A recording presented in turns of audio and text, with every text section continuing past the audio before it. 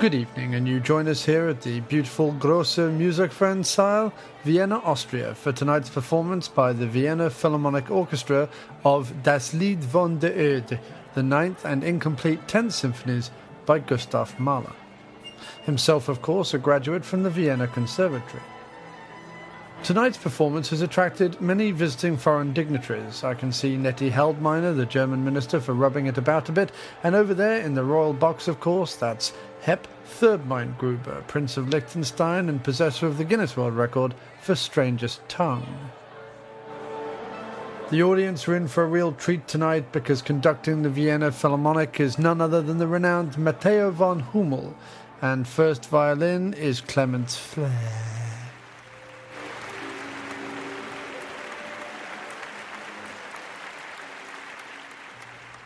And the audience is hushed now as Matteo readies himself at the podium. Oh my, well, that was a loud one. Herr Hummel is, of course, known as one of the flatulent masters of Viennese music.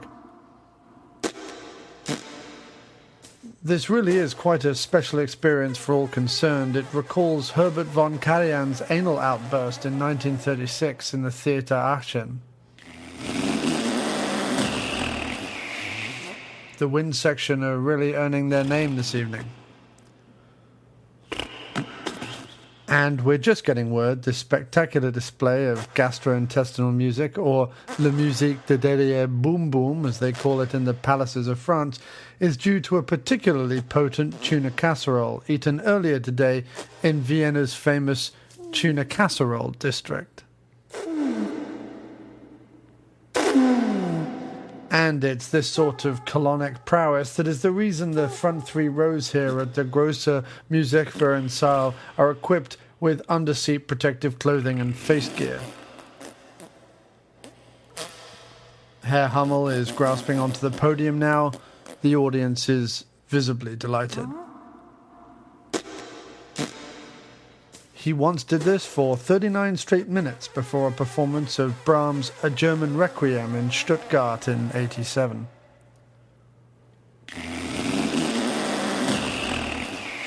In the meantime, let's go over to Carnegie Hall in New York City for Betty Clenchtiter's performance of A Theme from the After-Movie Diner.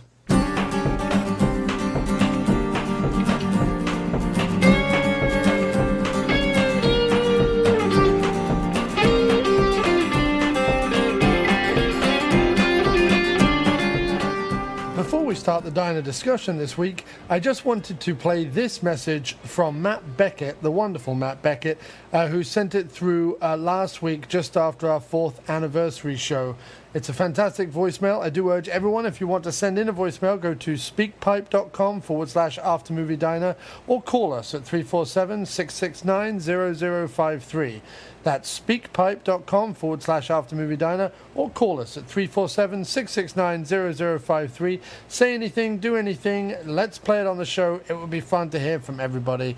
I keep having to remind people to contact the show, but it is fantastic when you do. Aftermoviediner@gmail.com and all that good stuff. So here's Matt Beckett's voicemail, and then we will trundle on down to the diner. Hello, John. Matt Beckett here. Just calling in to offer a belated but heartfelt congratulations on the 4th anniversary of the After Movie Diner.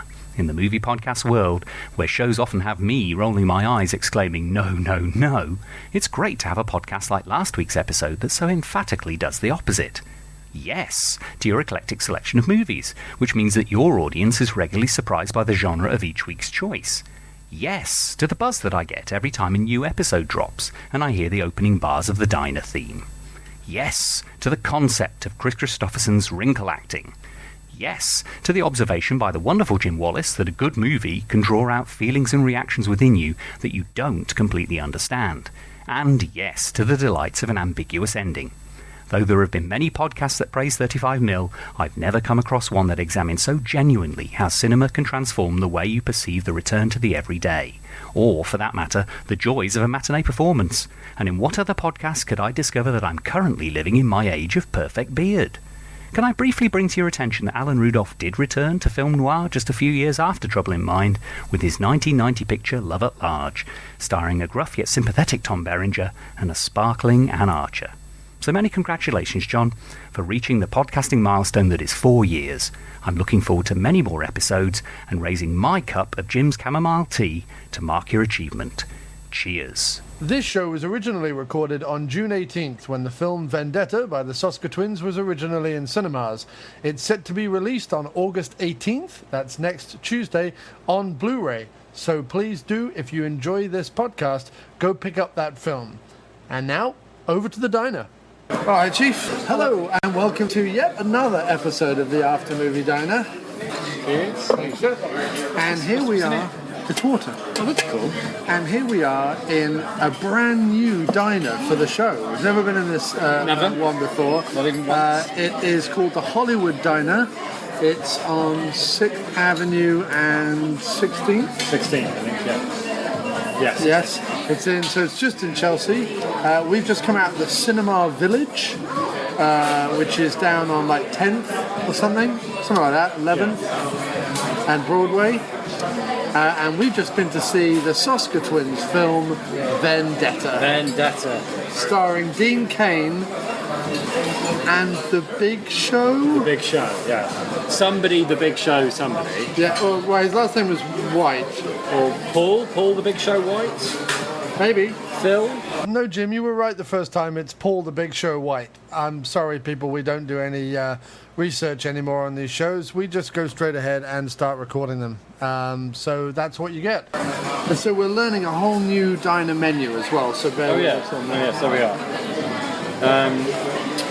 Well, why don't we... Oh, look, they've got sandwiches named after people. Very exciting. Why don't you give us a Robert De Niro? They've got a De Niro. Pastrami and melted Swiss, fried onions and hot peppers on pita bread served with onion rings. Don't like hot peppers. Oh, right. Well, I'm sure you can do it without the hot peppers. You get an Al Pacino, grilled chicken breast. Where are you looking? Where are you looking? Hall of Fame sandwiches. It kind of peters out after Robert De Niro. There's Al Pacino, Robert De Niro, and Howard Stern. I don't know how he fits into that. Well, maybe he's eaten here and he named. Oh, is that why, do you think? I guess that could. Yeah, that makes sense. Did they really get Robert De Niro to eat in here? Probably. Possible. Oh, here we go. Yeah, it really does peter out. They have 3 sandwiches. Yeah. Al, Howard, and Rob. That's it. And then Texas. Well, I'm going to have the Al Pacino, dude. Yeah, the Al Pacino looks pretty good. The Al Pacino does look pretty good. I might get the Al Pacino. I might get a Howard Stern, actually. Yeah, we could go for a couple of Sterns, couldn't we? I might have to see. I think they'll substitute something for onion rings for me. Yeah, just ask for regular fries. Is that what I want? Chicken kebab? I think it's a big menu. Yeah, I think I'm going to have the Howard Stern. You can have the Howard Stern, the Al Pacino. The Howard Stern. Let's see if there's what the early bird specials. We want to assure you that we use only the finest and freshest of foods. Oh, well, if you're going to assure me. Nice. Thank you, the Hollywood Diner. I'm all happy with that. I want to get. Where's the. We got a lovely Wednesday chef special collection. I want to see what they've got in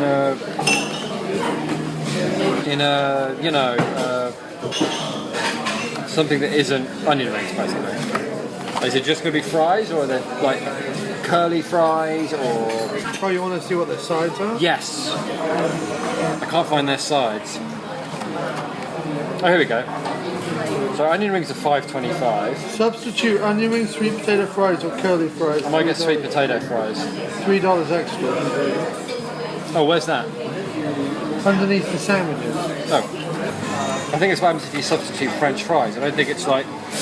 I'll find out. I'll ask.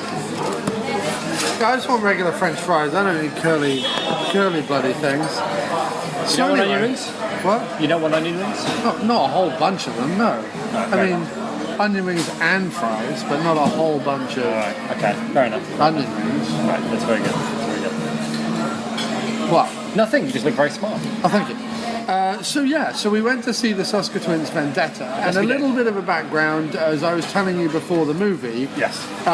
Diabolique Horror Movie Magazine sent me to see a screening of See No Evil 2, which the Soska Twins directed before this one. And that was a slasher Thank you. scene. Yeah. Okay. If I get the Al Pacino. Any drink? It's got green tea. Can I get fries instead of onion rings? Is that extra or? The same price. Okay, great. Okay, I'm going to have the Howard Stern, and I'd like fries instead of onion rings, please. Okay. Any drink? Can I just get a regular Coke? Okay. Or Pepsi? Yeah, great. Thank you very much. Cheers. So, sorry to back up. So, I got sent to go to a screening of See No Evil 2 and actually met the Soskas. They did a Q&A after the screening. And that was a sort of slasher sequel. And the thing that kind of struck me predominantly about that movie was sort of the way that it was shot, and also that the way that they took something that in the first movie had really just been a kind of generic, here's a wrestler in a slasher movie, and not particularly well shot and very kind of clearly made for video type movie. They'd taken it, they'd added like clearly their friends who are actors. Catherine Isabel was in there from American Mary, and the guy Michael Eklund, who was also in this one, who was really good in it. And they brought on their DP and everything else, and it was just clear that they had a love of the genre, but also that they could shoot the hell out of it. Like they just knew how to shoot it. So that kind of struck me that you could take this sort of, even within horror circles, this basement aspect of the horror genre, the slasher, and actually they started to do something with the character and actually sort of make it the main slasher killer, and actually do something sort of Jason-esque with it or Michael Myers-esque with it, which was really good. It's what the first one lacked. So then I went back and I watched American Mary and Dead Hooker in a Trunk, both of which are very, very different films. And it was American Mary that really, really jumped out at me as being a sort of, if there's one movie that's going to define them, probably until they do a much, much bigger budget movie, even if they do that, American Mary will be the movie that defines it, because it's just so different in the way that it's not necessarily a horror, it's kind of a thriller, there's kind of action in it, there is some horror in it, it's not quite like body mutilation, but there's that aspect to it, but it also treats the whole piercings, body mod, that kind of crowd with complete sort of like respect and dignity, and doesn't sort of condemn it or laugh at it or look at it. So there was something sort of very clever about them, something insightful about them, and certainly something talented about them. So when Vendetta came about, it was a bit of a surprise, because I thought they were working on Painkiller Jane and a bunch of other movies. So it was a bit of a surprise that they'd kind of then snuck in this sort of revenge action movie in a prison type thing sort of in their schedule, because they've been very, very busy. But I also really appreciate the fact that they're clearly using their good graces with WWE, the wrestling organization, who also now produce movies, to sort of try different genres and try different things, all very much in a sort of low budget shot for video. I don't think it was shot on video, maybe it was, but shot for video type realm, or shot for streaming.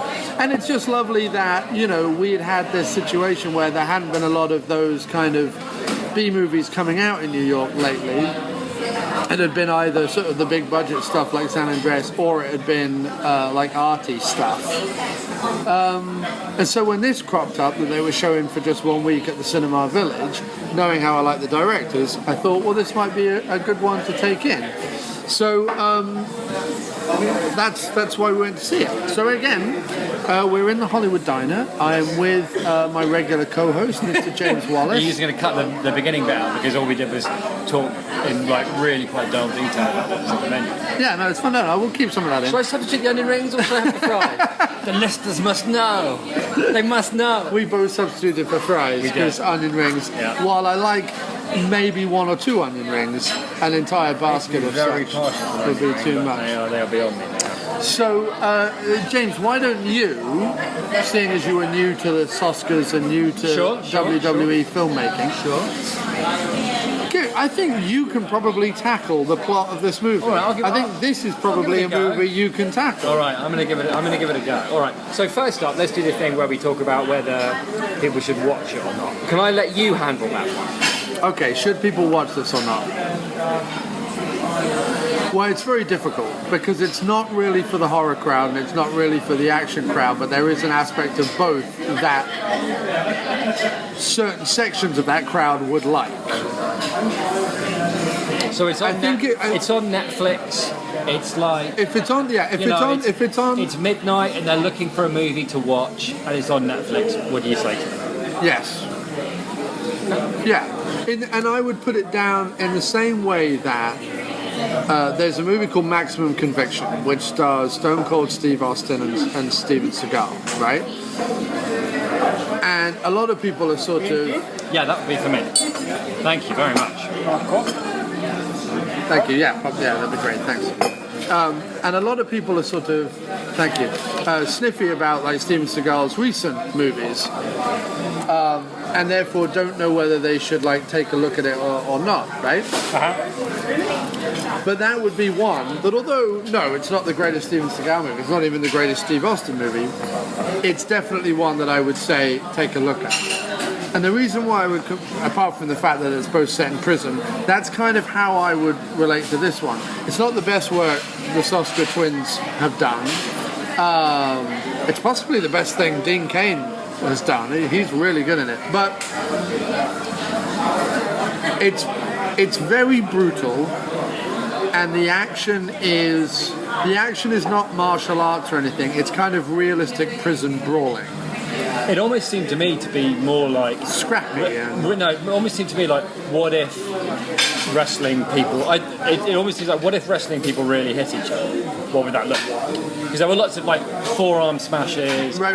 The way they just not all of it, but some of the fighting seemed to me to be like a fun experiment for them. Right. What would it look like if all I mean is a guy this size really hit somebody with his like wrestling, and it's also the fact that the reason why I say it's not martial arts, like Dean Cain didn't suddenly break out like, oh, when I was back in cop school I learned how to do jiu-jitsu. Like it wasn't like that. It was just a lot of haymakers basically and clotheslining and stuff like that. Coupled with the Soska Twins know or like to do gore effects for real. So any of the like stabbings, beatings, and shootings that happen, it's done with real squibs. The slash effects are done really well. The busted eyes are done really well. Like it's pretty like stomach churningly gory in places in terms of sort of rough, gritty fighting with gore. It's pretty hardcore. So like. But it never comes close to sort of extreme cinema. It's sort of somewhere in the middle. So it's a difficult one to recommend, to be honest, to the crowd that normally listen to the show. But I know that for a fact, like Doc likes really extreme stuff and he likes sort of violent movies and things. If you like kind of violent crime movies, if you like violent prison movies, and if you like sort of old school effects and wrestling, and it's on Netflix or you can rent it for $3, then I would definitely. All right, I think is that fair? I think you covered that really nicely because I think the purpose of this particular segment is to say these are the people that would like to watch it. Like if I was going to recommend it to people, it's these kinds of people because I think some people can find it frustrating that they have to listen to the podcast to find out whether they should watch the movie or not. Right. By which time we kind of give them like vast swathes of their way, and they prefer to go, okay, that does sound like my cup of tea, so they can stop the podcast, go away and watch it on Netflix, and then come back and. However, weirdly, if the American Mary crowd came to this, I'm not sure how much they would like it. No, I agree. the whole thing had a kind of a guns for hire feel about it, which Meaning the directors. yeah, for the directors, and that was no bad thing, given that I have to. My overall conclusion would be the only thing really to recommend it is what they brought to it. Yes. You know what I mean? Like Same with See No Evil, to be honest. right, See No Evil too. everything that would have been already in place before they came on board, I would imagine. If it had been directed by anybody else, I think it would have been, very bland. But I mean, it would have been. there was a sort of mischievousness to the gore and to the effects that And to elevated the whole thing. to Michael Eklund as the warden. Yeah, and he was very good. He was good fun, and I think You've got to imagine that they probably, because I know that with See No Evil 2, that wasn't their script, but they came in and did massive punch-ups on it. I've got a feeling like if they wrote anything, they wrote the warden stuff. Yeah, agreed. I think that's probably fair. So anyway, shall I do the plot then? Yes. All right. So the plot is it's pretty simple. Dean Cain, good cop. What's his name again? Who? The wrestler. The Big Show. The Big Show. The Big Show was the bad guy. Good cop puts bad guy in prison. Bad guy breaks out of prison. No, bad guy gets off on a technicality. No. Oh yeah. Okay. Yeah. Bad guy gets out of prison because key witness has retracted statement. First thing bad guy does is go to good cop's house, kill good cop's wife, Who also happens to be pregnant. Good cop then conspires to get himself sent to prison, whereby he will presumably, in his mind, wreak revenge on the bad guy, but in the process disturbs a relationship between the bad guy and the warden, whereby the warden kind of lets the bad guy run the prison in exchange for, it transpires, a cut of bad guy's profits when he gets let out. Seems to be the thing. Although that, if I'm honest, the whole film fell apart in the part of the plot where you say why the warden let the Big Show run the prison, because that I really Well, hang on a second. Sorry, you're right. But if you're asking me, there's a couple of plot reason why the warden lets the bad guy run the prison. There wasn't one. No, that was a bit of a. But it wasn't just that. It was the fact that up until. But that was pretty good, though. It was pretty good. Can I have a small round of applause for maybe my most concise summary? Barring a couple of major errors you made during the summer. What are you talking about? There were no errors. Yeah, there were. What? When did I make an error? Well, you said he broke out of prison. He didn't break out of prison. But no, I said. And then you said a key witness retracted the statement, which didn't. The key witness disappeared. I thought you said they retracted the statement. No, he disappeared. They clearly killed him. And what happened was... It's not a major error. No, and also what happened was, for Dean Cain to get into that prison, right, he killed the brother. That's also important. And the reason why it's important is, it's not just that Big Show runs the prison, it's the fact that Big Show has been running not only the prison, but also his business outside. Okay. And he's been running his business outside through the brother and a series of renter goons, right? Yeah, because there is a very good line. There is a very good line, to be fair, where the reason why that whole part doesn't make sense is it doesn't come until later. But you're right, because one of the prison guards says to Dean Cain, he prefers it in here. It's a fortress. Right. He gets to run things outside. He gets to run things inside. He's untouchable in here. He has go-betweens, which made sense. And he has the two go-betweens. Right. And the guy who ruffles people up in prison and the guy who goes and talks people into... Yeah, and that all made sense. You're right. Him being in prison, him running it, and the warden letting him run the prison all made sense. But there came a point in the plot... Because the warden could slink around in a hipster suit with his head bobbing down. Being really cool. Being kind of Crispin Glover-ish. Right? It did lose us. I felt both of us about 3/4 of the way through when the warden said, "Oh, I let Dean Cain in." because I want to wreak revenge upon you. No. What lost me was the fact that in the middle act of the movie, right, and this is always going to be the problem, right? If you have a situation where you get Dean Cain into prison in the beginning of your second act of your movie, right, but you know that he's not going to face off with the enormous giant of a man, the house of a man, right? I can't believe how big he is. He's like two rocks. He's like two Dwayne Rock Johnsons on top of each other. It's like if Dwayne Johnson had a nightmare about his doppelganger coming after him, like in some kind of crazy parallel universe, and he was like the Rock squared, who could even take the Rock down. He's like Stone Cold Steve Austin, and the Rock had a baby. Yeah, he's like a 7 foot tall Stone Cold Steve Austin. Yeah. You know, he's like if you were making a fantasy series where Stone Cold Steve Austin was playing a giant and they CGI'd like a giant version of Steve, you go, that's not realistic. Yeah, it's too big. It would look like The Big Shot. So anyway, the problem you have with the movie is you get it. It's very economical. The beginning of it. Yeah, in other words, that's true, and I like that about it. Me too. But it's done in a series of scenes where we establish he's a good cop. Yeah. He took these people down. Yeah. Here's his partner, who he trusts beyond everyone else because he's a good cop too. Here's his wife. They're trying for a baby. Wife gets pregnant. Wife gets killed. He kills the brother, gets into prison. That's all done. Agreed. Box of chocolates for the economy. Yeah. No question. Boom, boom, boom. But what I'm saying is, by having an economic first act, and having really the second act be the most of the movie, because the third act again is very short and economical. It's basically the prison riot at the end. Right. The second act then has to do this like, well, what do we do with everyone? Okay, we can't have him fight the Big Show over and over again because the Big Show would just fucking eat him alive, right? So you have to have this situation where in the prison he has to start making a name for himself, right? So you have to have this thing where the Big Show sends a couple of people after him. He gets beaten up while he's lying in the hospital bed. He's like, right, I'm not going to do this anymore. I've got to like take the fight to them, right? So then he takes the fight to them. Then he goes. Then your man, the warden, who he knows because he used to be on the police force with him, says like, "Oh, the Big Show's not the only story in here. Look out for the warden," basically, right? So then you have then your middle act becomes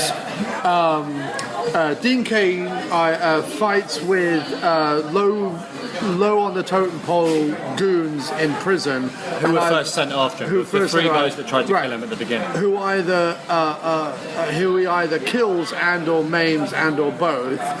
Then cut to the warden talking to Dean Cain, and then the warden talking to Big Show, trying to play. Appuccino, that's me.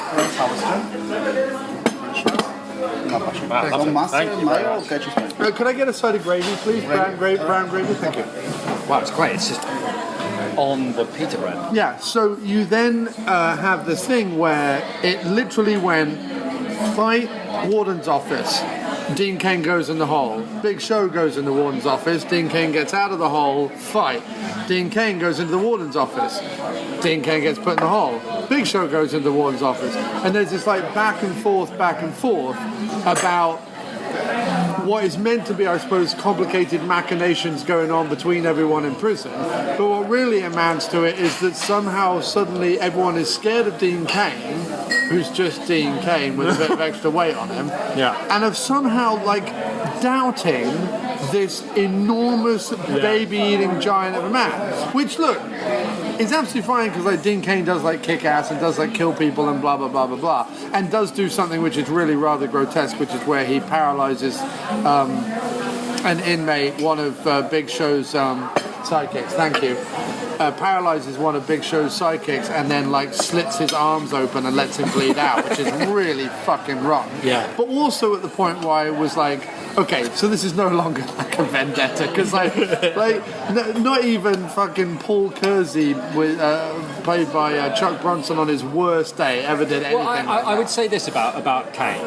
One of the things I really liked about the movie was that I liked that there was no question of redemption. Like as soon as he kills the guys to go into the prison, right? Which was a bit like shocking. I thought he was going to torture him for information, but he just flat out kills them. Right. And then what was cool? Okay, what was cool for me is I didn't know it was a prison movie. Right, I didn't know anything about it. Right. So when he goes to like the Big Show's brother's house, I didn't know what was going to happen. I thought, oh, he's going to torture him for information or whatever. Right. But when the cops come in, he shoots them all. The cops come in, and he gets down on his knees and puts his hand behind his head. I'm like, oh, cool. Right.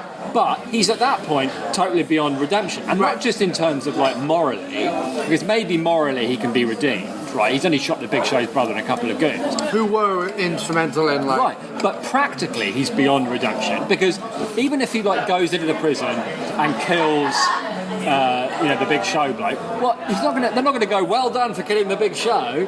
He's not like an innocent man who has to he's gonna stay in prison afterwards. He killed 3 guys. Right. He's never getting out. Right. So that's kind of interesting. So what they do is they then play that out and be like, well, he essentially, and that's one of the best lines in the movie was like when his warden chappie said something to him like,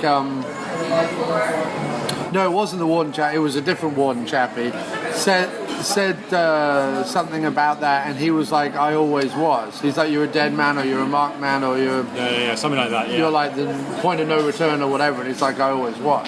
Which is cool because it doesn't have that thing where. And Dean Cain did like angry and crazy. Well, that's what I'm saying. So I didn't really get well. He was no, because I didn't get a chance to say what my original point. Shocking that I sidetracked myself, but I liked that he was a character who was powered by pure rage. Like there was no moral weight behind him necessarily. No. Like, he'd already killed other people. Yes, the Big Show, but his moral decision was: do I kill? Like. He did the right thing by not killing the Big Show when he had the chance, while the Big Show's grinning at him over his dead wife.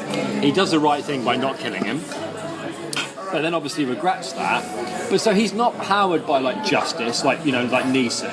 He's not powered by if I do this, A plus B equals C. If I do this, then another thing's going to happen. Neeson, powered by justice. Nothing but rage, right? And that's why all the gore and all the rest of it works quite well in terms of turning into a bit of a horror film, because it's not an action film. No, it is like a revenge film. But you're right. The problems come in that second act, and my problem is with that second act is.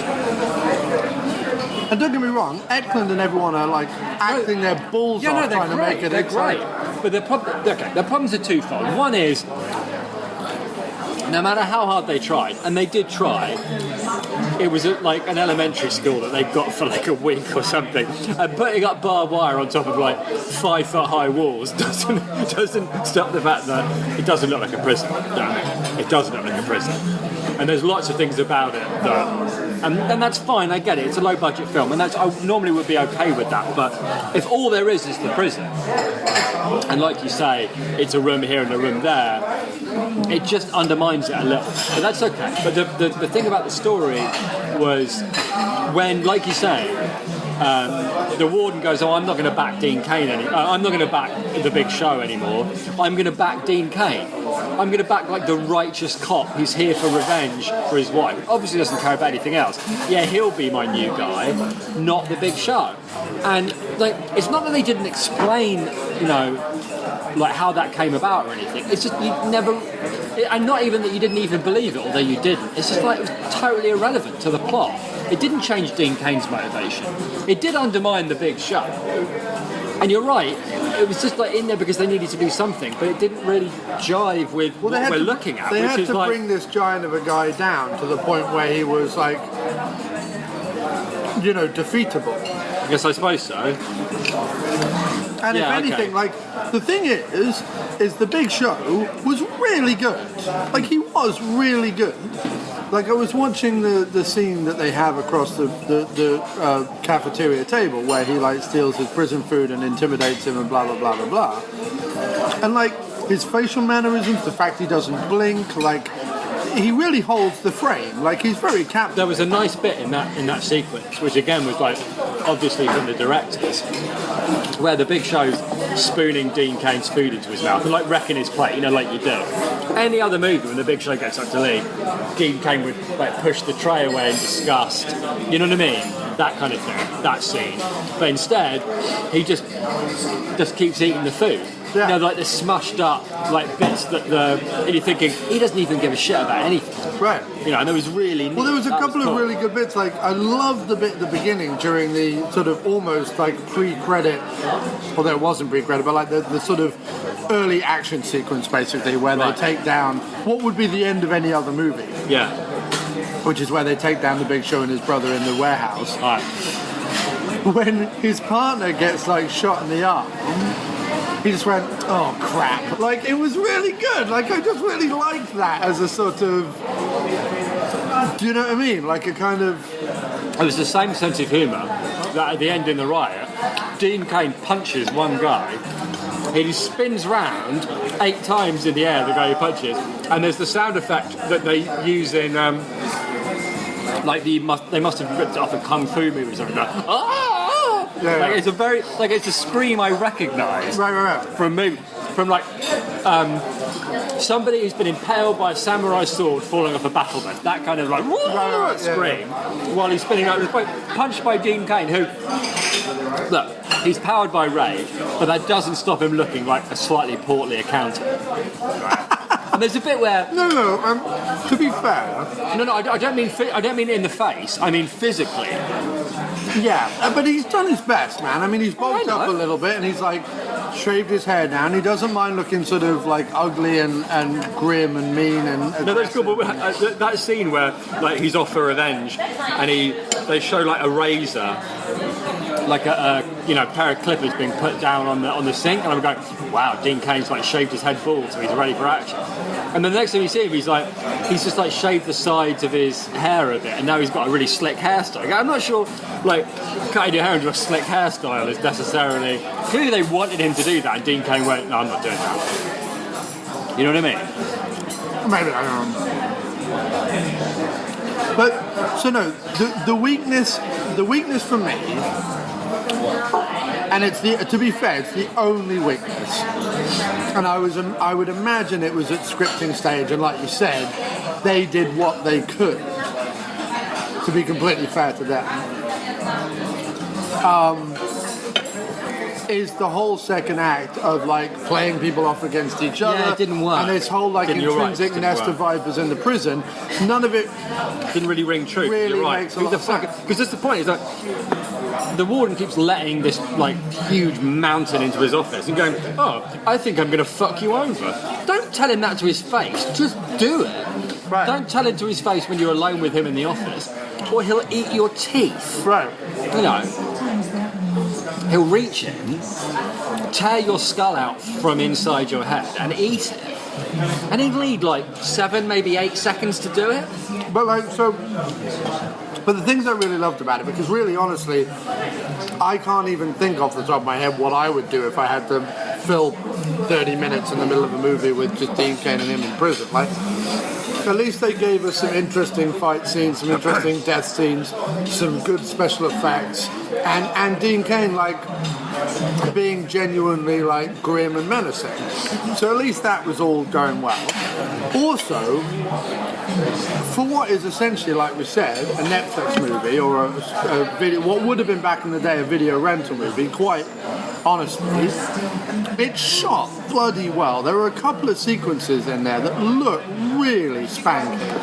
Like there was a lot of bits where Cain was in his cell, and then you saw the guard outside once he'd opened his cell door talking to him, and he was lit like a fucking awesome like 80s action movie. Like it was just like the blues and the yellows and the reds and the greens, like it was all really like rich, and the lighting was really like good, you know what I mean? Yeah. And the warehouse sequence at the beginning was proper like end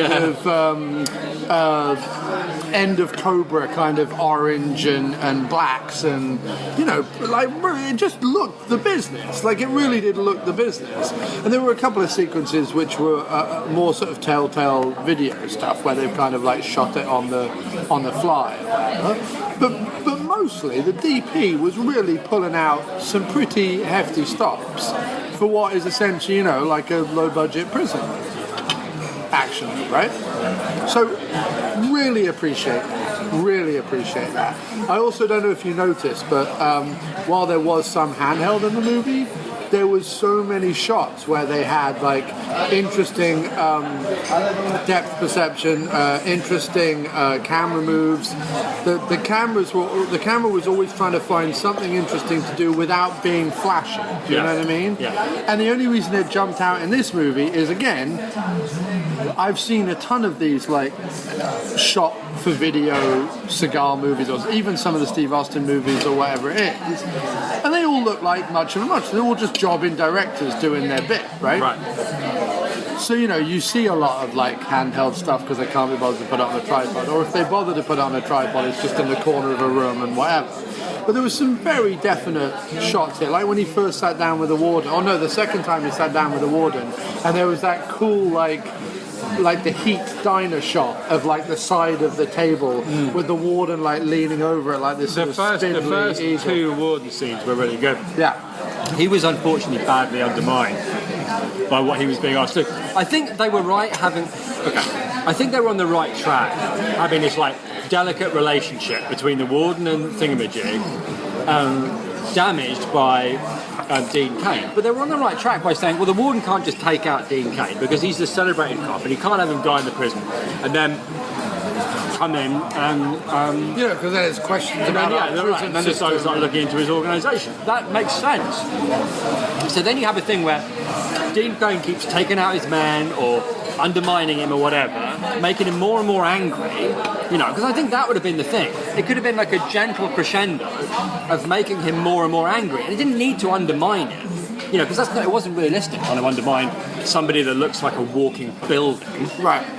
Right, you can't undermine him, he'll just fall on top of you, right? So what you do is you make him more and more angry and have the warden say, no, you can't do it, you can't touch him, you know, and you know, he's not bringing the organisation, it's still working, we're still bringing in money, all right, he's taken out a couple of your flunkies, but who gives a shit, right? Okay, I'm going to keep him in control and have the warden try and keep him under control, and then you kind of have Dean Cain trying to deal with the warden, you know, and then it's all about keeping the Big Show and Dean Cain apart, right? That's the whole second act. You've got to keep them apart. And I so quite like Dean Cain and the warden. I quite like the fact that Dean Cain, in his like attempt to retain his humanity, even was able to link the warden to the fact that his wife died. So he was still trying to maintain like, you know, I'm still doing this as a sort of just vendetta, so I'm going to tie the warden in, and I'm going to tie his flunkies in, because this is all one big thing, right? And therefore it all links back to the death of my wife and blah, blah, which is good, but actually that could have been, because you're right, but you know what?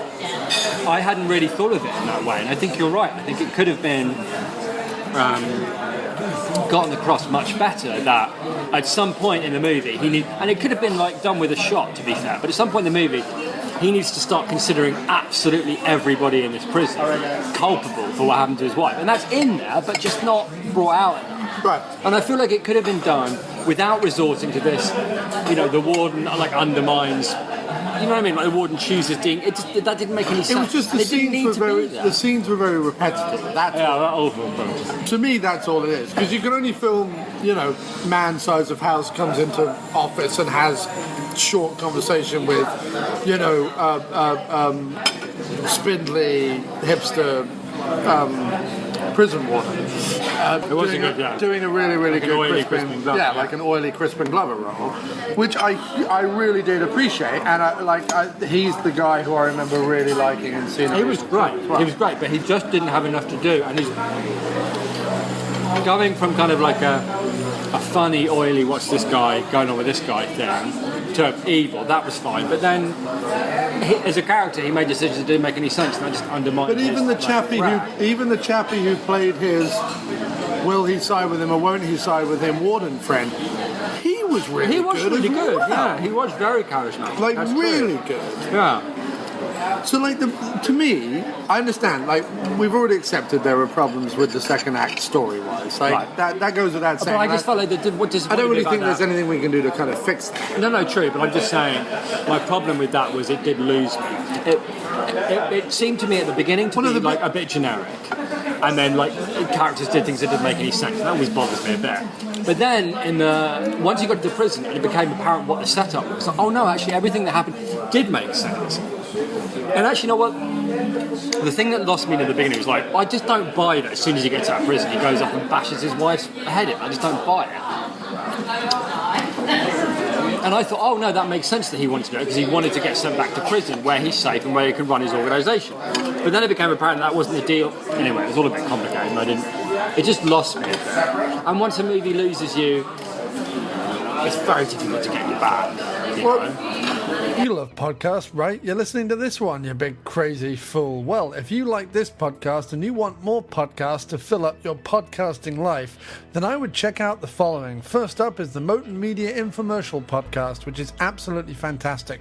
Moten Media is Matt Farley, creator of thousands and thousands and thousands of songs, as well as several movies, and he does road trips and he talks to other local legends and all sorts of things in the neighborhood. He is the man. Listen to the Moten Media Infomercial Podcast on iTunes or over at moternmedia.com. That's MOTERN Media Infomercial Podcast. Go check it out. It's phenomenal. And in a similar vein, you have the wonderful and awesome local legend, stand-up comedian and podcaster extraordinaire Jay Mayo with his Hold the Mayo podcast, which can be found over at holdthemayopodcast.libsyn.com or over at Hold the Mayo Podcast on Twitter or Hold the Mayo Podcast on Facebook. He's also on the Spreaker app and the Stitcher app. Do check out Hold the Mayo Podcast. He interviews the leading lights of New England comedy, and even if you don't know who these people are, I tell you, each conversation is absolutely riveting. They play the great game, The Lesser of Two Evils. They have in-depth conversations. Jay opens up, the guys open up. If you're interested in comedy or acting or movies or anything like that, this is the show to listen to. If you like What the Fuck with Mark Maron, this is better, and I'm not kidding. It doesn't have a neurotic, self-absorbed tit as the host. So please go over and listen to Hold the Mayo Podcast. It's awesome. And lastly, if you are not yet sick of my stupid voice, check out A Real Horror Show over at diaboliquemagazine.com. That's right, I do another podcast over at Diabolique online, and the latest episode has interviews with none other than Joe Dante, horror royalty scream queen herself, Barbara Crampton, and the wonderful and engaging Andrew Sensenig, both of whom are from the fantastic new horror film We Are Still Here. Joe Dante is talking about his latest movie, Burying the Ex. Please go over and check out diaboliquemagazine.com and the podcast A Real Horror Show, also available on iTunes. Thanks ever so much for listening, and now back to the podcast. I'll tell you what it was for me. While there were cool performances... By the way, the sandwich is delicious. I know, mine too. While it looked great, while I totally appreciated all the genuine special effects, I mean, right down to like after he gets beaten up the first time and he was lying in the hospital bed, that gash above his eye with the stitches in it, looks really good. But I was watching it more on a filmic level, like enjoying the way it was lit, enjoying the performances, enjoying the effects, enjoying the bloodletting, the fact that there were squibs going off everywhere, because I love squibs. Like, I really miss squibs from like action movies, so I loved all that. I even loved like the cod thing of when he shot the brother once, like the brother couldn't get up. You know what I mean? Like, which used to happen in movies all the time. Like, people would be shot once and be like, oh, I can't now move any bit of my body. Like, but it was I enjoyed it, you know. And I really enjoyed when he got like shot in the head and the way he just boom, and that was it. That was really well done. But I have to say, the thing that really lost me, and then I have to say that even from the beginning, I'm not like engrossed in sort of any of the people. I'm enjoying their performances, and I thought actually the Dean Cain and the wife scene, that was very sweet. Yeah, as well. that was quite realistic. Done very realistic. And she wasn't what I liked about the wife was she wasn't the usual like CBS procedural, like I've got a pretty face and absolutely nothing going on behind the eyes kind of thing. She was like a normal looking woman and obviously a really good actress because they did have like a proper chemistry together. Right, and the fact that she said like everyone suggested I read this book, but it's horrible. Maybe there's something wrong with me. Like that's the kind of woman we would want to be with. Like, we would want to be with someone who doesn't want to read 50 Shades of Grey. She's just saying fuck 50 Shades of Grey. I'd rather read something cool or whatever, different or whatever. So, but after she died, I have to say I didn't really get involved with any of like I didn't. You're right. I didn't think about her again. I didn't get absorbed into the movie, so except on its filmic level. So no, that's a fact. when all the back and forth and the twisty nest of vipers and blah blah blah blah blah was going on in the prison, ultimately I just didn't care. Ultimately I was just so what's going to happen next? So that's the biggest problem with it. But then also like it is just WWE have cornered the market in genre filmmaking for the Netflix straight-to-video crowd, more or less. And the fact that stuff like this gets screened at all, and the fact that, the Soska Twins can really kind of carve this career of themselves and making sort of little interesting genre picks. Not every one of them has to be a success. They just have to be interesting. And if anything, this was interesting. If you put this up against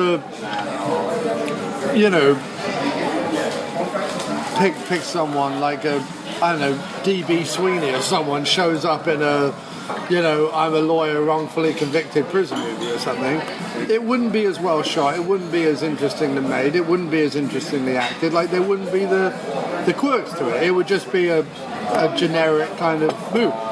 So I appreciated this film on the fact that it transcended its generic trappings. Agreed.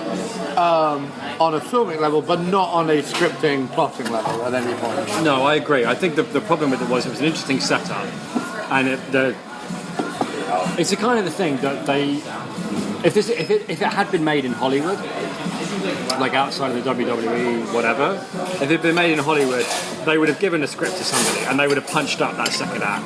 Right. And I think they would have changed it. And I think if it had been because there were very little of like Dean Cain being a great detective thing going on. He just hit people with sinks, Right. And when people hit him, it didn't really seem to affect him, which is fine. But I like that it ended in a riot, though. I like that it just ended in a sort of mad. Yeah, that was cool, especially how he started. Right, that was very cool. I just think, he could have used. It could have been a bit more like. Obviously, he's not going to be. It would have been nice if obviously he's not going to beat the Big Show in a. We're still going on about the plot, dude. No, I'm just saying. No, I understand it bothers you, but I'm just. Yeah, but it's waiting for it to bother me. I'm not saying it isn't. I'm just. What I'm saying is, if they had, it would have been nicer if they'd used the fact that he was a detective, used his brains to undermine, to get up all in the Big Show's face. Yeah, but that's not the. You what? They're also making this for people who like wrestling. Well, I don't mean that in a. That comes across as snobby. I don't mean it in a snobby way. No, I don't mean like twisty-turny, complicated thriller. I just mean using his brains to, to make the Big Show angry. I just think that would have worked better. To undermine the warden's defence of it. I think, bearing in mind that we can't do anything with the script, I just think that, and this is probably a budgetary thing, but had the conversations taken place in more scenarios, because like once he had the conversation with the Big Show like up on by the bleachers or whatever it was, and when he had the conversation with Dean Cain in the hall, I was like, oh, this is a change of scenery.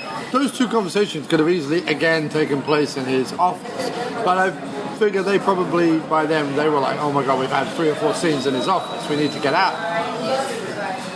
So I just think like, imagine if one of those conversations, the warden had come by his cell at night, right, while he was awake and his mate was asleep, and kind of like hissed at him through the bars of his gate, and like made these things. Because there's a way to cover up those kind of glaring plot errors by kind of dousing a bit of movie magic on it. Do you know what I mean? And I just think some of those middle scenes where it was like people come into office, go out of office, blah blah blah blah. Just lacked that. That's all I mean. No, I agree with you. I think you're right. I think it could have come. It's just sometimes when there's a problem with a movie because of its plot, because of its story, it's an interesting exercise to me and for me to think, well, how would I have fixed it? What would I have done to fix it? And I'm not saying, oh, well, they got it wrong, they should have done it like this, because it may well have been that wouldn't work either. But given their worthy second act, it's interesting to think, well, okay, given these are the characters, this is the setup, and this is where they've got to. What was it that I didn't like, and how could it have been done differently without altering like the mood or the theme or whatever? Not like, well, if Dean Cain had invented, time travel and gone back in time and befriended H.G. Wells or whatever, that would have been something different, possibly better, but there wouldn't really have been their movie. But I feel like. So what did you like about it? I liked that Dean Cain was powered by pure rage. I thought that was cool. I liked that they were obviously having like mischievous fun with the gore. I liked. You're right. I liked all the acting. In fact, like not just. Pretty much everybody in the movie. Really good. His underlings, the two guys were really, really good, really charismatic. The warden was really good. They were all. His partner was like, he may as well have been like a haircut on a bun. You know what I mean? But generally speaking, the acting was really, really good, which again speaks to their ability as filmmakers, presumably that they can spot talent like that. And I think the problem with the script has got nothing to do with that. I think that's the script they had. I mean, obviously, they didn't have much time. They were given a location. This is what I think. I think they were given a very small budget. They were given the big show. And that location and this script is what they were given. And I think everything else was there. And I only think they had time to fix the problems with the script. Because if you're saying they're like working on 4 or 5 different projects, pretty much at the same time, which suggests they thought about this, all right, well, it's probably going to get a cinematic release if it's good enough. Because I feel like, in terms of a business thing, I wonder, because you've got to wonder, why is this getting a cinema release? You know what I mean? Well, it's very limited. Right, but even so, I wonder if these days, studios like WWE or whoever have deals with Netflix, right? And their deal is not selling things on a film-by-film basis. It will be, you give us 5 million or whatever, and we'll deliver you 10 movies a year. And I'm betting that a part of that would have been 2 of which will be cinematic releases. So it's not just all straight to video stuff. It'll be like a couple of cinema releases. Like that one that they did with The Rock and Shawn Michael Scott, the Welcome to the Jungle or whatever it's called. Things like that. It's like you'll get. So I'm wondering whether this got like a limited New York cinematic release to kind of give it something in a business deal. Because obviously, if you're Netflix, you're not going to pay just for like 10 straight-to-video movies starring, Arthur B. Sandwich, like the little-known wrestler from, Arkansas or whatever. They're going to want, like, we want at least 2 or 3. Is Arthur B. Sandwich a little-known wrestler from Arkansas? He is, yeah. And what's his famous move? His famous move is the hold the mayo. No, nice. Where he. Shout out to J Mayo from the whole. He cut in the middle of a violent move while they're reeling. He cuts their balls and says the word "mother" into their ear, and it like flips their subconscious upside down. Wow, that's a very in-depth, some may say, violent and life-altering move right there. For what is essentially a calm little wrestler from Arkansas called Arthur B. Sandwich. Right, well there you go. Is D.B. Sweeney really a thing, or did I just make that up? It sounds like a thing. He was a person, wasn't he? He was an actor. Wasn't he in Memphis Belle or something? Or am I thinking of someone else? Yeah, no, I think you're right. I think he was in Memphis Belle. Yeah. Anyway, so...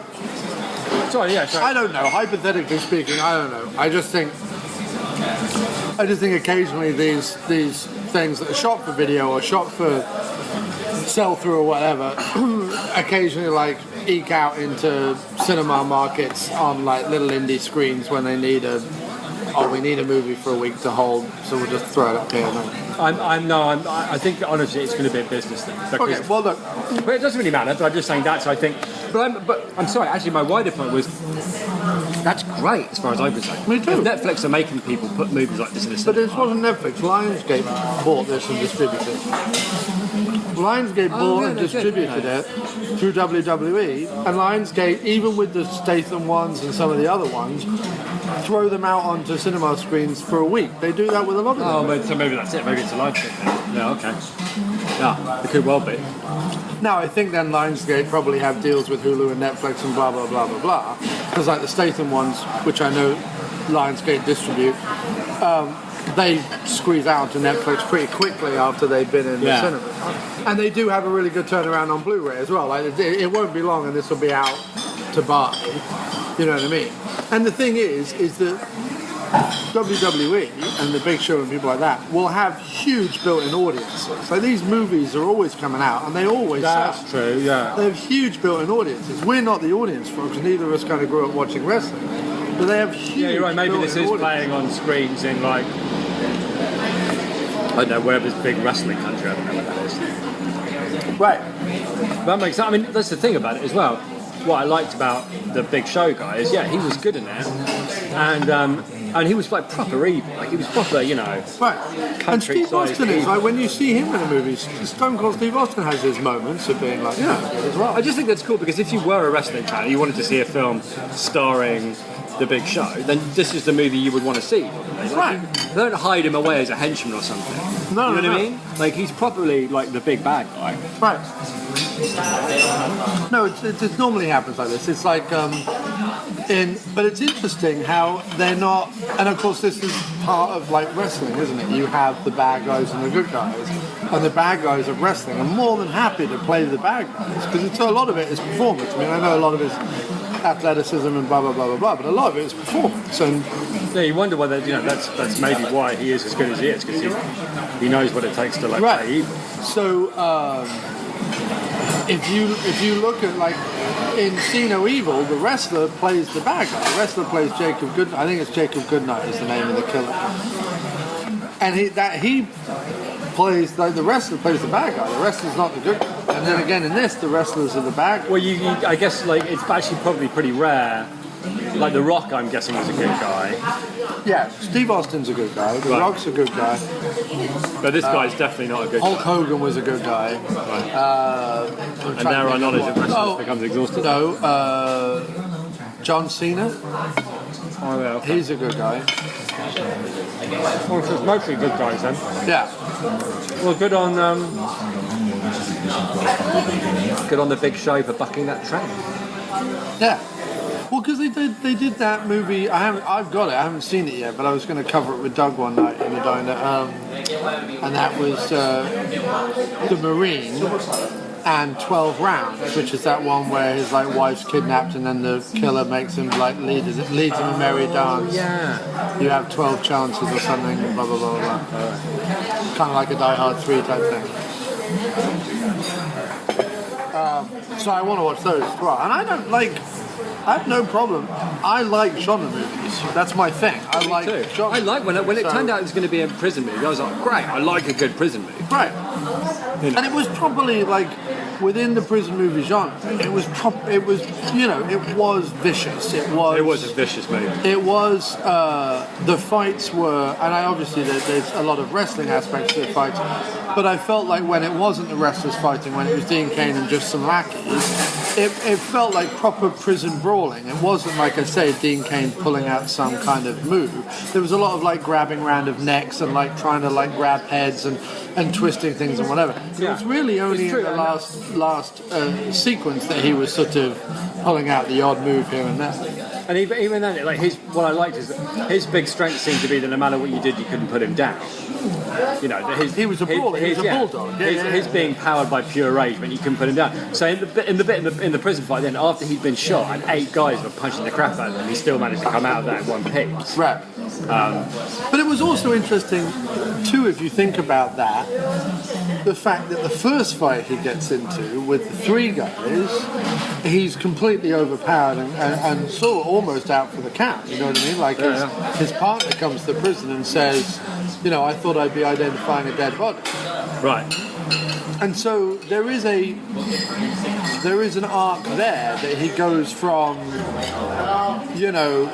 maybe slightly naive dude who thinks, oh, I can go into the prison and have my way with the Big Show, only to find out, well, maybe I can't, maybe this is more hardcore than I thought, to the point that at the end, and all we've seen him do is a few like push-ups in the hole when he's in the hole, but by the end he's like kicking ass and taking names. But you've got to build him up to the point where you think he may have a chance against this towering, lumbering tree of a man. Yeah, that's true, I suppose, because that does have to happen. At some point, he does have to face off against him. I mean, I think that the structure of it wasn't half bad. No. Because you're right, they did need to build him up, and he was tested in these scenarios. It's just that you're right. The scenes were too repetitive, and the reasons for the characters doing things. Because I think what you're saying about not being able to identify with them comes about because the decisions they're making don't make sense. Right. And Dean Cain, obviously, I felt like he didn't, and this undermined it a bit for me. I felt like he didn't have a plan. He's obviously been sitting there brooding about what he's going to do, and his plan seems to be, I'll just go to prison and then we'll see what happens. You know what I mean? Right. Guys, so I finished? Yeah, we're all done. Yeah, thank you very much. Because it seemed you're just as likely to get as far as he knew, there's no reason why on his first night there he doesn't get his skull smashed in. Right. There's no reason for it not to. The fact that it doesn't work out that way. No, and it's okay to have a plan that goes wrong. You know what I mean? Right. But I would just felt better about if he had a plan, then I think there would have been more there to identify with. You know what I mean? You'd have been drawn into oh, is that going to work? What's he going to do? But it was just he was just pure reaction to everything that was happening. There was no ticking bomb. There was no. Yeah, you know what I mean? It's he's just in a room and some more guys have come in there. They're going to try and kill him, and now he's going to have to beat them up, which worked in terms of the structure because, like you're saying, I tested him for that final thing. But it's difficult to care about a guy who doesn't have a plan, and because then because you have to know that he is, because in your heart he's going to get to the end to have his face off, right, with the gun. You know he's going to get there, and he kind of has to do something to deserve that, a little bit more than he did in the movie. Yeah. Because like you're saying, it got to a point where you didn't really identify with any of them, and even the warden lost you, and he was so cool in those opening couple of scenes. And he still had his moments. But I suppose, would it change? Let me ask you this question. Okay. If you looked at it like one of those old fight movies where each level they have to destroy another henchman before they get to the big boss. Yeah. If you looked at it more like that, and less like it even having to have a plot, and the fact that they even threw in a plot is kind of just courtesy. Yeah. If you looked at it more like he just had to work his way through henchmen till he got to the big dude, does it work better? I think it would have. Okay, but in that movie, it would work if the prison was more believable. I feel like one thing had to overpower the other. Either the plot and the characters are so involving, you forget that you're looking at a cheap sack that's just a high school they borrowed for a couple of weeks, or you have a pretty cursory plot with one guy powered by pure rage going after a bad guy within a place that is a proper prison, high walls and lots of people, and some idea of this crazy drama playing out in the middle of all of these walls and all of these people and all of this other stuff. You're right. That I would have Because the problem is every time he stepped out into the yard, I'm like, why doesn't Big Show just come over and eat his head? Yeah, and there's only 11 people in the yard, and that's totally cool. You can, and I think they did their best to overcome the budget limitations. Generally speaking, really well. But unfortunately, they use them too often as a shortcut to tell the story. We're not going to worry about telling them how it is that this can happen, or why Big Show doesn't just bite his fucking head off. So it doesn't ever drag you in. You want to know something else, guys? I don't think so. Do you want something else? No, I'm good to get the Yeah, we'll just get the check. Okay. Thanks, man. Cheers. One is fine. One check? Yeah. Oh, we just want to split it? Yeah, can we we'll split split it? it. We'll split it. Thanks. okay. I do take your point on that. Like, if you felt like Big Show was off in some high turret somewhere of some old prison, Right. and he started down in the basement cell or something, and like every time he tried to get through the next people, he got put in a hole or had to face the warden or had to do manual labor or had to Big Show kept getting further away from him. That would be Yeah, you know what else? So the other thing is, because I agree with you about the whole running through the henchmen to get to the big guy, but the problem is Dean Cain didn't do that. Like, he took down the 3 guys that came after him, for sure. Thanks. Thank you very much. But after that, like, the henchmen, like, came to him. Do you know what I mean? Like, there wasn't a sense of him following through with some, like, taking people down plan. no true. But anyway, I would say, all in all, to wrap it up, Yeah. I would say a valiant effort. Yeah, absolutely. I would say on and above your regular Dean Cain goes to prison movie. Far, far better than the tagline Dean Cain goes to prison action movie could, in, 2015, Right. could reasonably expect. I thought the economy of the way it's set up, very good. Yeah. I thought the shooting of it was very, very good. Yeah. I actually, by the end of it, it won me back again because I really loved the goofy prison riot. Like, I could have gone on for the whole third act as far as I was concerned. Right. Like, I love the fact that one prisoner got hold of one machine gun and that was able to turn the entire tide of everything. What I liked was he got hold of the shotgun, shot the guy, and I'm like, all right, mate, good. And then he starts to shoot the shotgun. And I go, what are you doing? You're shooting. You've only got a limited amount of ammo there, Yeah, mate. the only bit that was a mistake was that they kept cutting back to his warden friend, his guard friend up in a tower with a rifle, as if he was like any minute going to jump into action and take some of these people out. And I was like,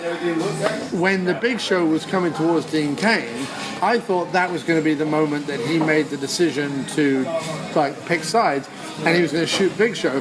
So every time it cut back to him, and he like took his glasses off and mopped his brow and looked back in the sight, I'm like, how are you missing this man the size of a building? Well, I guess they were going for the whole, is he going to, like, have the courage to take the guy down?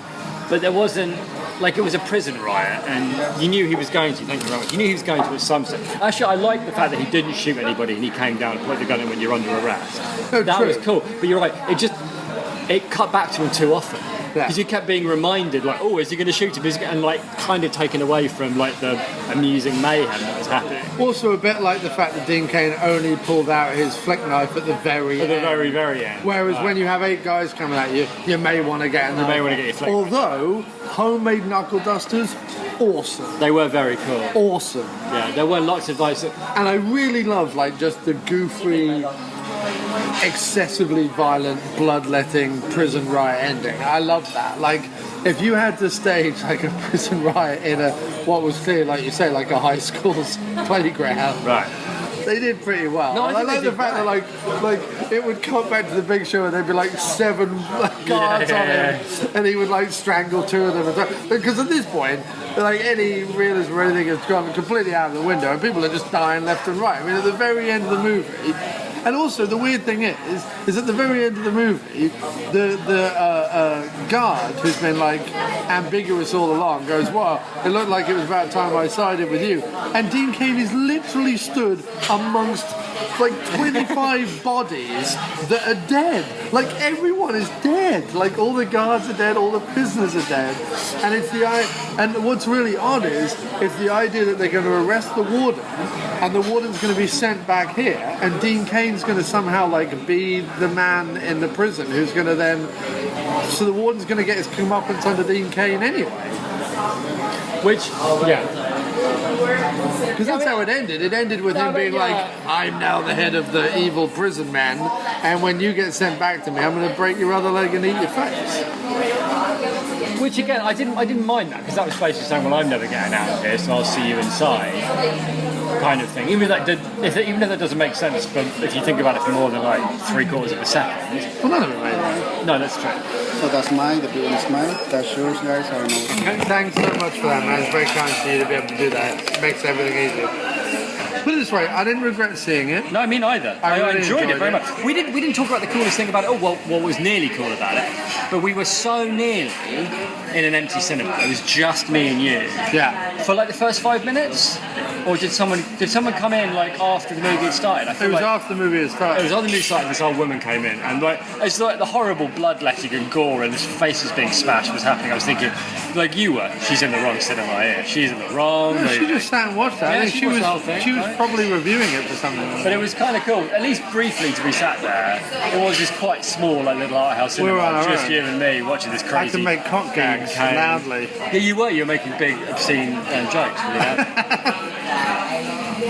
I need your pen, you big Oh, pen sorry. hogging. Pen Sorry about hogger. that.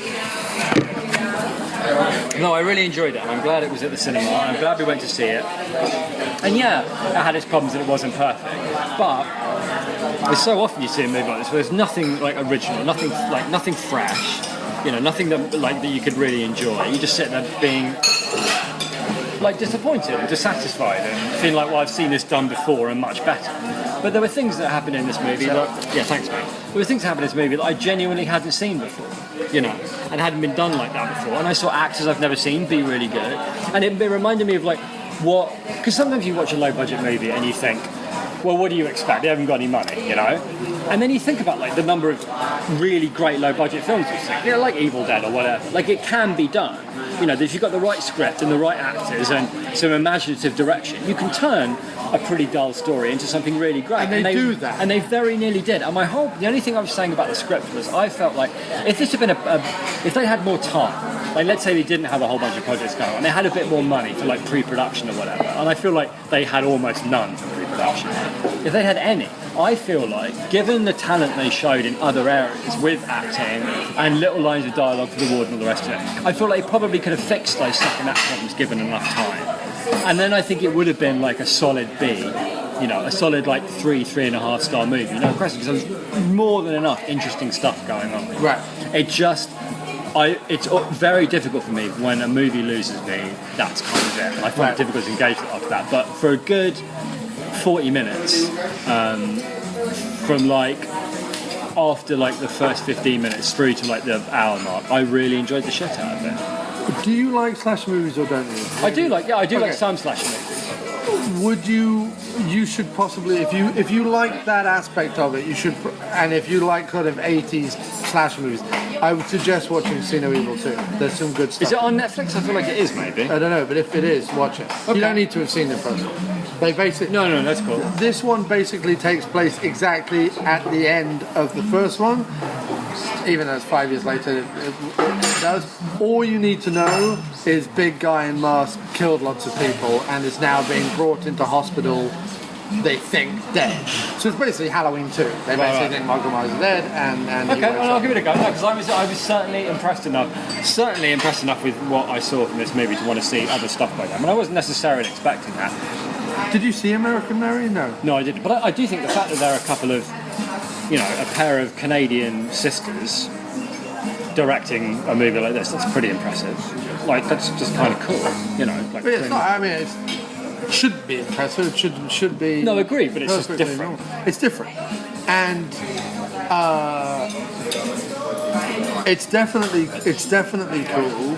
They're definitely talented, and they're definitely people that I will definitely watch their next film, because nothing they've done in this takes away from the stuff that I like about them. No, I agree. And I'll be looking forward to seeing their next movie. If I met them and they asked me what I thought to my face, I would say I like everything that you had to do with it and everything you had control over. The only thing I didn't like about it was, the fact that the script fell apart at the end of Act 2, which I can tell wasn't your fault. That's the script you had. You had to do your best with it, and I think they did more than that. Like, I think they did more than could reasonably be expected with that script. And if you were handed this script and Dean Cain, yeah, do you know what I mean? Yeah. They did a bang-up job. Yeah, they did. Here's one more question. Seeing as WWE and there are other production companies out there, Troma and the Full Moon and other things like that are producing these kind of things, and other Lionsgate affiliated companies and stuff like that.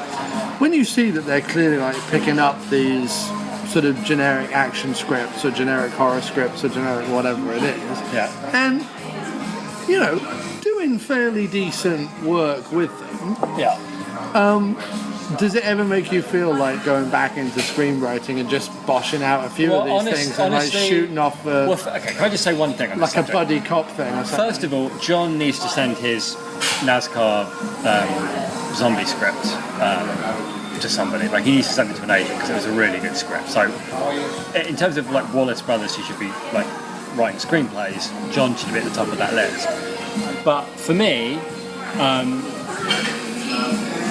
I think the problem is that, well, let me answer it in two ways. One, yes, and I'm trying to engage in like projects that I'm passionate about, and I'm doing like a mystery story at the moment. Then I'm polishing up this web series for Giles, and then I'm turning back the first chapter of my horror novel into like a short story. When that's done, yes, I want to write a screenplay. And I want to like put it out there because I haven't ever written really. But like a commercial. Yeah, no, but that's what I want to do. I don't want to do 90-minute. That's what I want to do. I want to do something that I'm passionate about a movie that I really want to see, and I would want to pick a genre, probably horror, because those are the ones that get made most anyway. And I really like a good horror film. And I also think that horror films can survive on a good idea. Is go through the first 30 seconds of every Netflix movie you can find, write down all the names of the production companies, and just mail the scripts to them. You can find all their addresses online. That's not a terrible idea. You can find all their addresses online, and even if they made, some awful movie, because even stuff like that Fred Williamson occasionally crops up in, like Z Nation or, something like Whoops Zombie or Sharknado 4 or whatever. Like, even these kind of things, they get. Surely it's only a matter of time until Zombie-nado. Like send the Asylum. Like, all you're concerned with is that they get made. Like, you can't be too precious about it. You can't be like, I have to star this person and we have to do it. Just how cool would it be? It'd be wicked to have like 10 movies that are just utterly bonkers and maybe pretty awful, but that you. Well, see, the idea is with me doing all these different things. I mean, not that you would ever make a lot of money, but you would make. No, but see, here's the thing. The idea is I'm doing all these different things and then sending them out into the world and trying to pick projects that not only that I care about, but that have some chance of succeeding, as opposed to other things I've done that are like, well, that's never going to work. So if I talk to myself now when I was like 25, going, oh, I know, we'll do this, it's never going to work. No one's ever going to buy that. And then the idea is if I get any success in any of these areas, I'll keep doing things. And if I get success in the mystery story or the horror film or whatever, like anything at all, then I'll shift all my focus onto just doing that thing. You know what I mean? Like if anything happens with a horror film, I'll just keep writing other horror films. I'm fine with that. My whole plan is to try and turn some of these things into basically a second income. Because you're right, you can't live off this shit. But if you can get like an extra 5 or 10 grand a year by bashing out the occasional script that we can go and watch, play starring Dean Cain or whatever, aces, like that's fine. I would, because I think you'd be surprised just how many small production companies are out there churning this stuff out. I mean, maybe you wouldn't because you watch way more Netflix than I do, so maybe you wouldn't be surprised. But I guarantee if you I think you're right. If you just went to the front half of every single like B-grade movie made in the last 5 years on Netflix, I don't go further back, but anything made in the last 3 or 4 years, so that the companies are still around, because these companies crop up and fall every 5 minutes, and then just Google them. There'll be an address somewhere, even if it's a P.O. box, and just start mailing shit out. No, I think it's a good. It's what I'm going to do with the album. With the album, the plan is to literally Google like music website and just go every single website, find an email address and or a physical address, and just start mailing out things. Because, I mean, if it sells one more copy of the album, brilliant. Yeah. Like, that's all it has to do. By the way, everybody listening, whenever you're buying one of Crossy's albums, you need to buy the album, right? Just flat out buy it. $5, $6, whatever. $4. These 10-track albums are $4 on Bandcamp. As soon as it's done, never listen to it. Stream it from then on. You should, once it's bought, then you should stream it every time you listen to it. Why? Well, because then it's giving you a few extra coins through Spotify, isn't Oh, I mean, I think if you stream my album on Spotify, I make 0.01 cent. it? Yeah, but then every listen helps, is the point, right? Oh yeah, completely. That's what I'm saying. Like, instead of listening to it, you want to listen to the album. Of course you do. You have ears. Then stream it. No, all I would say is if you're genuinely thinking of supporting the diner, one or two things. Yep. Become a patron for as low as Like what I am, even though I'm on the show. for as low as $4 a month. Really, that's all it would cost you. Yeah. Occasional months $5, but the most it would ever It's cost. $1 a show. Yes, it's $1 a show, but the most it would ever cost you would be $5. And some months we didn't even have shows. So like everyone who sponsored me for 2 months didn't have to pay anything at all. That's one way to do it, and that's Patreon. That's patreon.com/aftermoviediner. But if you'd like to get something else other than the podcast for your money, and you want to still sponsor the show, go to miskplumbingfixtures.bandcamp.com and get one of the 10-track albums off Bandcamp, because on Bandcamp they're only $4 because I get to set the price. When they go up on iTunes or Amazon, iTunes and Amazon set the price, and I also don't get the full amount. I only get like a cut of that. So, in fact, I probably make if you spend $9.99, I probably make $4. Whereas if you buy it on Bandcamp, I think it's 4 out of every 5 albums I sell, I get the full money, and then the 5th album goes to Bandcamp. Because they have you do pay some money to Bandcamp, obviously, so that they can keep doing it, but it's not as much as I would pay to Amazon. So Bandcamp's the place to be. I set them at $4 for 10 tracks. That's like 20 cents a track. Also, depending on what you're into, like he will pretty much cover anything. If you want funny songs about the movies, there's an album on there for that. There's 4 albums. If you want 4 albums for that. If you want like heartfelt, musical confusion, then at the Catch Up or Don't See If I Care. If you like musical confusion. No, I mean the music isn't confused, you are, and you're setting your confusion to music. Am I? Okay, fair enough. Yeah, you're confused about existence, you, the world. Right. I wonder what would happen if I started singing about that. Okay. That's when you get that album. Fair enough. And or you've got. I wonder what it would be like if somebody, when somebody bets you. I bet you can't make a 10-track album just about Donald Pleasance. They're fools. Yeah. And the evidence is there in musical black and white. Oh, and I'm more than welcome, by the way, if you want to email us at aftermoviediner@gmail.com, any suggestions for albums, like a 10-track album about Donald Pleasance, email me, and you never know, you might just get it. But I will force you to buy it, and I will know if you bought it or not. Yeah, he keeps a close eye on these things. No, because if you email me, like Jeff Smith at jeffsmith.com, right. And then the same email doesn't buy the album, then I will know that Jeff Smith bet me I could do. And you know what he'll be? Really sad. Really sad. Really sad. Really sad. Disappointed. Yeah. You don't want that. And with that, let's end the show. Okay, sure. Thanks ever so much, James. Thanks for having me again, man. And I love the fact that I always knew that I could sit through this stuff, but somewhere along the line now you can sit through this stuff. I don't mind. No, I love it. I like anything. But I love how you get I love how it doesn't matter if it's this, a Dwayne The Rock Johnson disaster movie, or whether it's an actual sort of searing in-depth drama. You come at everything the same way, which is the way I am, and I love it. Thanks, man. I really like it. It's a pleasure to be involved. That's why it works. Yes, it does. This whole thing. Anyway, sponsor the show to make the Diner Tour 2016 a reality. I'm coming to a city near you and a diner near you to eat food and talk movies in 2016. So make it reality. Support the show. Sounds good.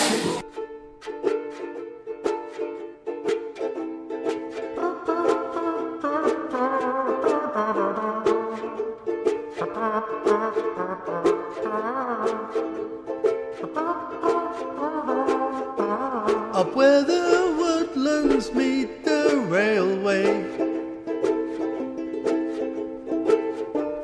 down where the rails meet the Hudson's edge,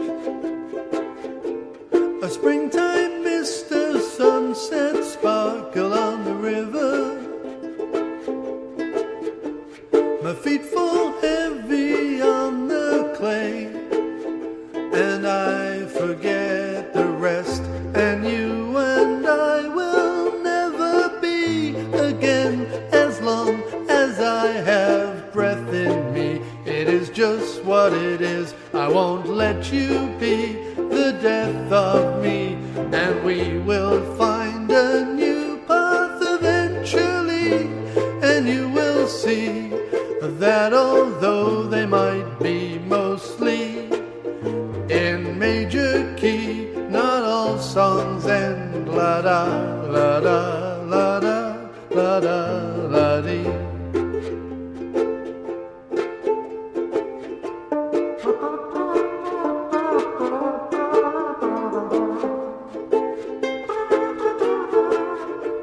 The sound of boots and stone and snow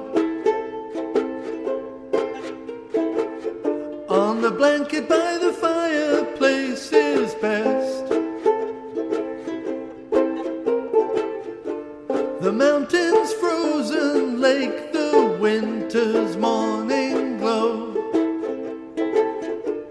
The steam rises high up off my skin, and I forget the rest. No more I'll hear your fake tee as you attempt to humor me.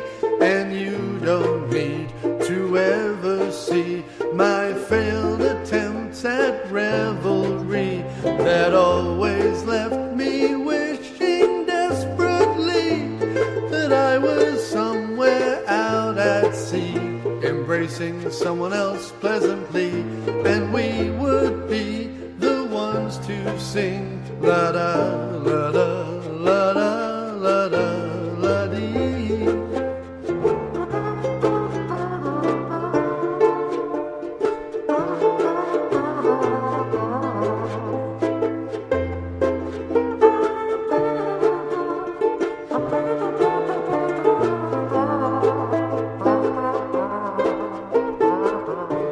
The reclining seats, the holding hands,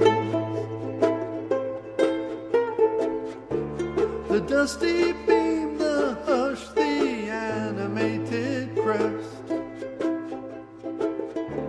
the French restaurant under candlelight. My hands shake too much to sign, and I forget the rest. And maybe it's a tragedy that neither of us want to see. And maybe if we did not flee, we'd find our place in history. But really, dear, it just can't be. You only bring me misery, and I bring you the same. At this point, ladies and gentlemen, this has got to be a world record. There really is no end to this man's anal abilities. The audience are in shock and awe by the passion of it. There really is no end to this man's genius.